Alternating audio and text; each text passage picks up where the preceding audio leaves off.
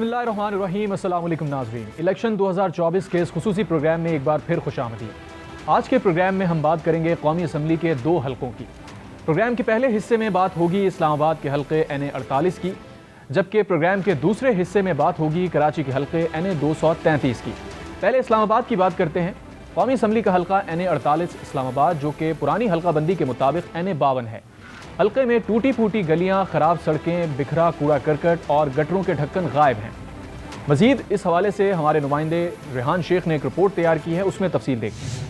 माजी का NA 52 और मौजूदा NA 48 तरलाई कलां से शुरू होकर रवात तक मुहित है। हल्के की कुल आबादी 7,80,610 है, जिसमें मजमूई रजिस्टर्ड वोटर की तादाद 2,99,248 है, जिसमें 1,57,000 मर्द और 1,41,942 खवातीन वोटर्स हैं। 2013 के आम इंतखाबात में मुस्लिम लीग नून के तारिक फजल चौधरी कामयाब हुए थे, जबकि 2018 में PTI के राजा खुर्रम शहजाद ने कामयाबी समेटी। ये ऐसा इंतखाबी हल्का है जहां वफाकी दारुल हुकूमत की छवि तक दिखाई नहीं देती। सड़कें टूट फूट का शिकार, सीवरेज का निजाम खराब, गंदगी के ढेर, समझ लें कि बद इंतजामी का मुकम्मल सामान यहाँ दस्तयाब है। इलाका मकीन भी हल्के के मुंतखब सियासतदानों और मुतवक्के उम्मीदवारों से नाला है। यहाँ पे कोई काम नहीं हुआ है, आपके सामने है।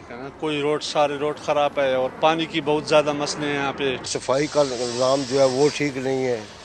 इस तरह के मसाइल है। सफाई वाले आते हैं, कचर मचर ले जाते हैं और कोई इतना खास इंतजाम नहीं है। शहरियों का कहना है कि सियासतदानों के जबानी जमा खर्च से तंग आ चुके हैं, क्योंकि आज वोट मांगने वाले कामयाबी पर 5 साल के लिए दिखाई तक नहीं देते। हमने किसी हल्के में किसी को भी नहीं देखा कि मतलब वो इलेक्शन जीतने के बाद हमारे पास आए हों कि आप लोगों को क्या मसाइल है।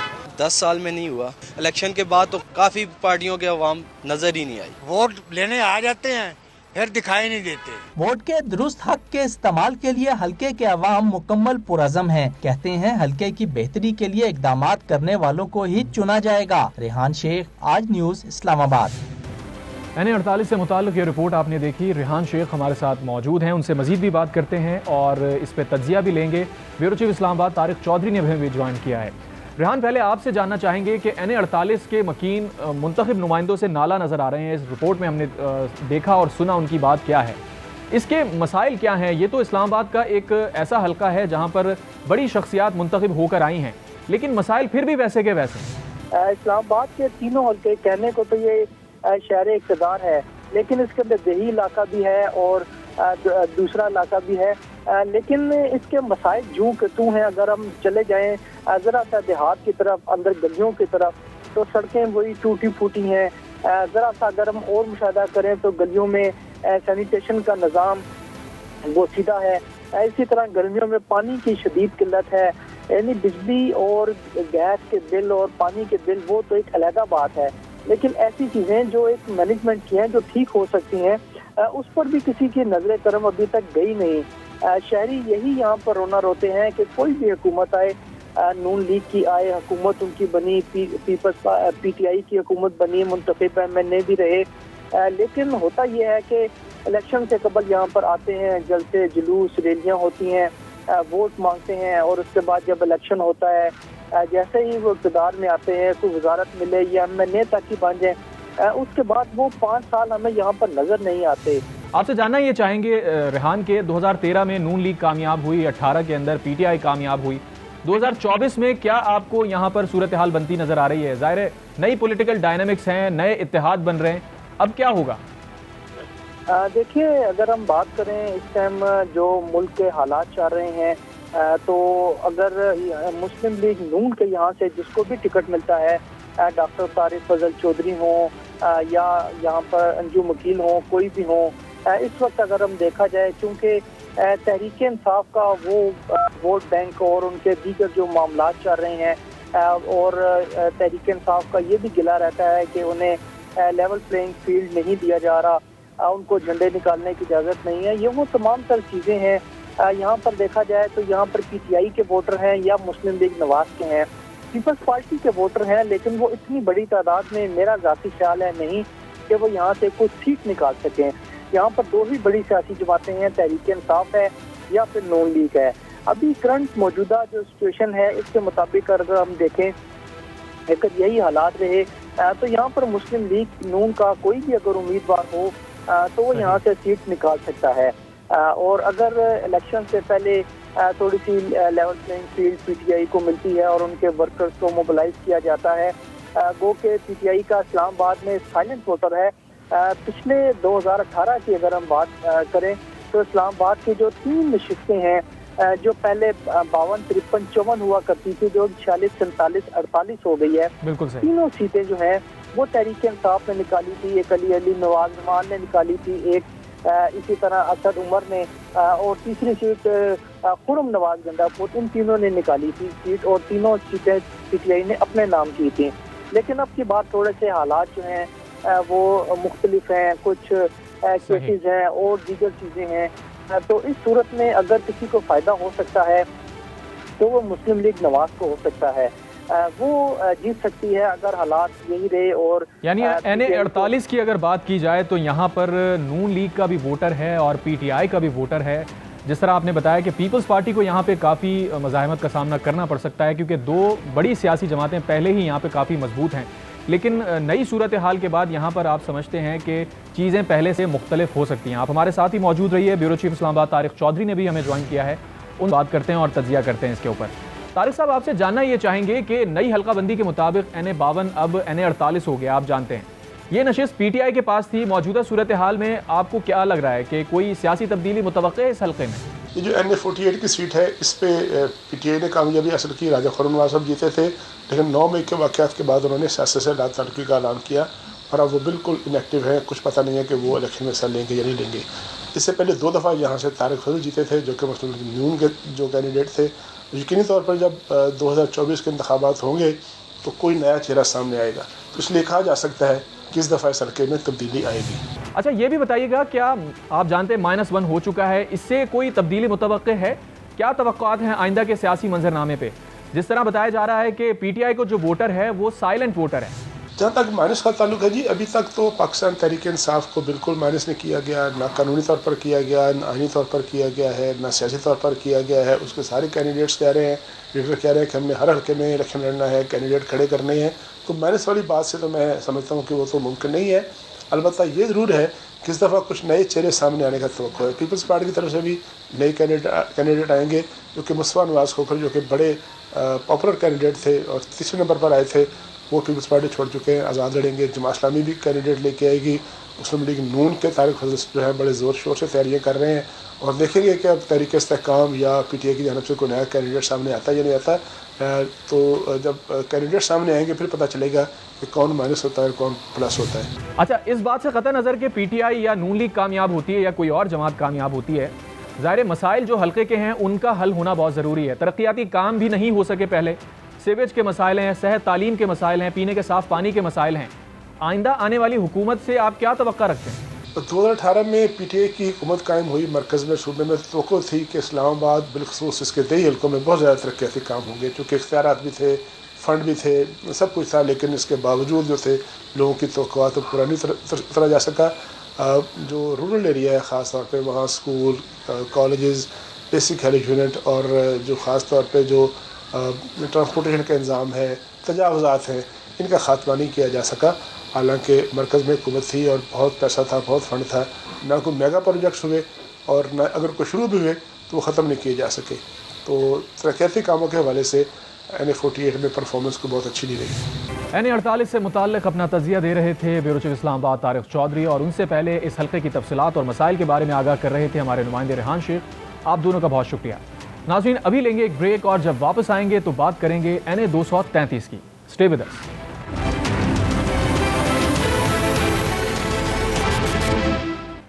بریک کے بعد ایک بار پھر خوش آمدید۔ پروگرام کے دوسرے حصے میں بات کرتے ہیں کراچی کے حلقے این اے 233 کی۔ کراچی کا حلقہ این اے 233 کرنگی 2 مسائل کا گڑھ ہے۔ تباہ حال پارک، سیویج کا بدترین نظام علاقے کی شناخت بن چکا ہے۔ کراچی سے شہادت بلوچ نے رپورٹ تیار کی ہے، اس میں تفصیل دیکھتے ہیں۔ کراچی کا گنجان آباد حلقہ این اے 233 جو کہ 2018 میں 240 تھا، یہ حلقہ لانڈی 89 سے شروع ہوتا ہوا کرنگی چکرا گوٹ پر ختم ہوتا ہے۔ اس حلقے میں پی ایس 93 اور 92 ہیں، جبکہ 94 کا کچھ حصہ بھی اس میں شامل ہوتا ہے۔ इस हलके से MQM के मोहम्मद इकबाल मुंतखब हुए और उनके इंतकाल के बाद मोहम्मद अबू बकर ज़िमनी इंतखाबात में कामयाबी हासिल कर सके। इस हलके में खेलों के मैदानों की बड़ी तादाद मौजूद है, लेकिन बड़ी तादाद तबाह हाल और बदइंतज़ामी का मुंह बोलता सबूत है। सीवरेज के मसाइल ने अवाम की ज़िंदगी दोबर की हुई है, जिससे ना सिर्फ गलियाँ और सड़कें तबाह हाल हैं, बल्कि इससे बीमारियाँ भी फैल रही हैं। सरकारी स्कूल और इमारतें भी तबाह हाल हैं। अवाम कहते हैं कि यहाँ का कोई पुरसाने हाल नहीं है। अरसा दराज से यहाँ पे जो है पानी के बड़े मसले मसाइल लेते आए हैं। सीवरेज का यहाँ पे कोई सिस्टम नहीं है। 2 हफ्ते हो गए हैं, 2 हफ्ते से सुनाई नहीं हो रही, के आ रहे हैं जो कोई सुनाई नहीं हो रही है। कोई यहाँ पर नहीं जागता भाई, सिर्फ वोट लेने आते हैं, जब उनका मतलब निकल जाता है फिर यहाँ से फारिग होकर चले जाते हैं। ये हर 2 साल बाद 1 साल बाद इस तरह ये पूरी लांडी की सिचुएशन होती है। इंतज़ामिया से अपील है कि इसके ऊपर फौरी तौर पर एक्शन लिया जाए। हलके में पानी लाइनों में नहीं आता पीने का, बल्कि महकमे की मिलीभगत से चोरी होकर फरोख्त किया जा रहा है। हलके में बरसों से ज़ेरे तामीर मेडिकल कॉलेज ताहाल ज़ेरे तामीर ही है। शहादत बलूच की रिपोर्ट आपने देखी। इसी पे मज़ीद बात करने के लिए हमें ज्वाइन किया है हमारे रिपोर्टर शमील अहमद ने, और इस पे तज्जिया भी लेंगे नादिर खान ने हमें ज्वाइन किया है। बहुत शुक्रिया आपके वक्त का नादिर खान।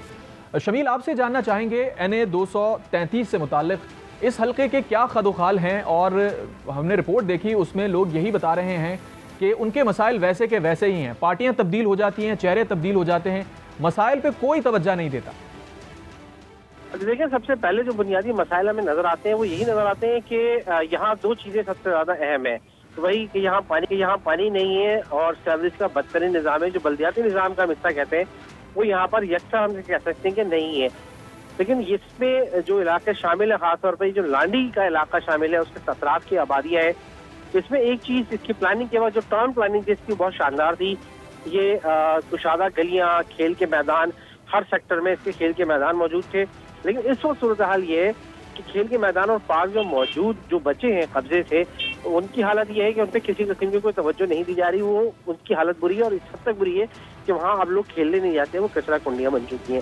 चंद पार्कों में बल्दियाती हुकूमत आने के बाद तो कुछ तब्दीलियाँ नजर आ रही हैं, लेकिन मजमूई तौर पर सूरत हाल बहुत खराब है। दूसरी सबसे दिलचस्प बात यह है, जो कि जिसका पूरे कराची में नजर आता है, कि पानी का सबसे बड़ा मसला इस इलाके में। वो पानी की सूरत हाल ये है कि पानी लाइनों में वो मौजूद नहीं है, लेकिन अगर वाटर टैंकर से आप खरीदना चाहें तो 24 घंटे यहाँ पर पानी मौजूद है। और उससे ज्यादा दिलचस्प बात ये कि इस एरिया के अंदर अगर हम जाएं और देखें तो ये सूरत हाल नजर आएगी कि मोटरें लगी हुई हैं मेन रोड पर, वहां से पानी, वाटर बोर्ड की जो लाइन है वहां से पानी वो मोटरें खींच रही हैं, स्टोर हो रहा है और वही पानी बिक रहा है। तो अब आप अंदाजा कर सकते हैं कि यहाँ किस किस्म की संजीदगी से काम हो रहा होगा, और लोगों के मसाइल क्या, और जो माफिया यहाँ लोग माफिया की शक्ल में मौजूद है, और इन्हें पानी की लाइनों के साथ क्या हशर किया हुआ है कि लोगों के घरों में पानी की लाइनें मौजूद है और पानी नहीं है। तो अब अंदाजा करें कि यहाँ क्या सूरत हाल हो सकती है।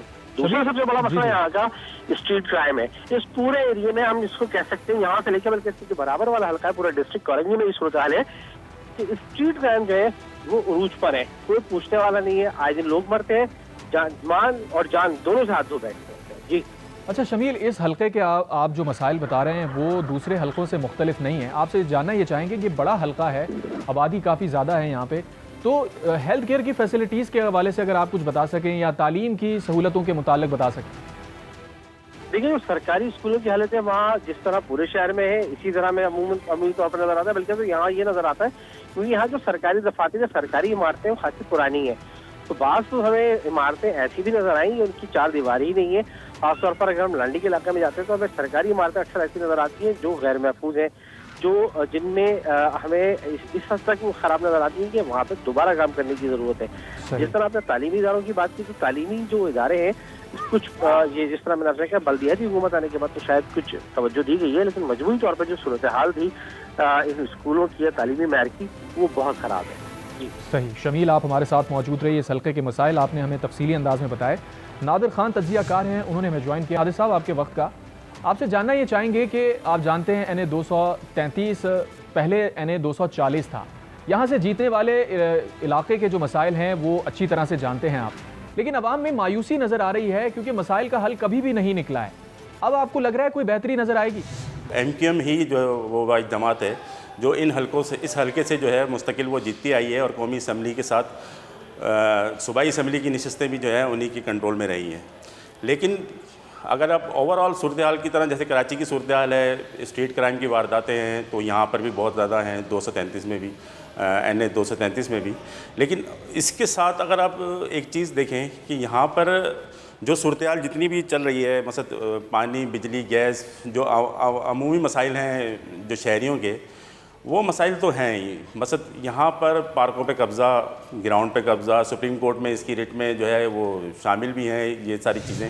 اچھا ناظر صاحب یہ بتائیے گا، کراچی کے خراب حالات، بد انتظامی اور دیگر مسائل کو حل کرنے کے لیے آنے والے نمائندے مشکل معاشی صورتحال میں ان ایشوز پر کیسے قابو پا سکیں گے؟ کیا لگتا ہے آپ کو؟ عمومی طور پر جو معاملات حل ہونے ہیں وہ ان مسائل کی طرف ابھی تک کسی نے توجہ نہیں دی ہے. اب معاملہ یہ ہے کہ MKM پاکستان اپنا زور لگائی، کیونکہ MKM پاکستان مستقل ایک جیتتی ہوئی آ رہی ہے. پاکستان پیپلز پارٹی جو ہے 90 کی دہائی میں اس قومی اسمبلی کا یہاں سے الیکشن جیت چکی ہے، تو ان کو بھی کوشش یہ کرنی ہے کہ وہ کسی طرح اپنے آپ کو جو ہے واپس اس حلقے میں جو ہے وہ اپنا اثر و رسوخ بنانے کے لیے وہ قومی اسمبلی کی سیٹ جیتیں. تو بہرحال یہاں کھینچا تانی ابھی صرف یہ چل رہی ہے کہ ایک کام ایک کر رہا ہے، دوسرا کام دوسرا کر رہا ہے. تو اس کام کو جو اوپر نیچے جو ہو رہا ہے اس میں پارٹیز کا معاملہ تو آپس میں جو ہے وہ طے ہو رہا ہے کہ مثلا ٹھیک ہے وہ اپنی تئیں اپنی ایک رپورٹ بنا رہے ہیں، لیکن لوگوں کے مسائل یہاں پر بالکل بھی حل نہیں ہو رہے. اس طرف توجہ دینے کے لیے تمام سیاسی جماعتوں کو، اور خاص طور پہ وہ سیاسی جماعتیں جو اقتدار میں رہی ہوئی ہیں اور اس حلقے سے مستقل جیتتی ہوئی آ رہی ہیں، تو وہ جماعتوں کو زیادہ کوشش کرنی چاہیے اس معاملے پر کہ کیسے اس کو لوگوں کے مسائل کو حل کریں گے، انفراسٹرکچر کو بہتر کریں گے، اسٹریٹ کرائم کی وارداتوں سے کیسے جان چھڑائی جائے گی. تو یہ دیکھنا یہ ہے کہ لیکن ابھی جو اوور آل صورتحال ہے 233 میں وہ ابھی کسی کی کنٹرول میں نہیں ہے. اچھا یہ بتائیے گا ناظر صاحب کہ NA 233 کے سیاسی دنگل میں کون سی جماعت کا پلڑا بھاری نظر آ رہا ہے اس بار؟ شہریوں کا معاملہ یہ ہے کہ وہ یہ چاہ رہے ہیں کہ ہماری جو زندگی کے جو مسائل ہیں وہ حل ہوں، اور جو مسائل کو حل کرے گا.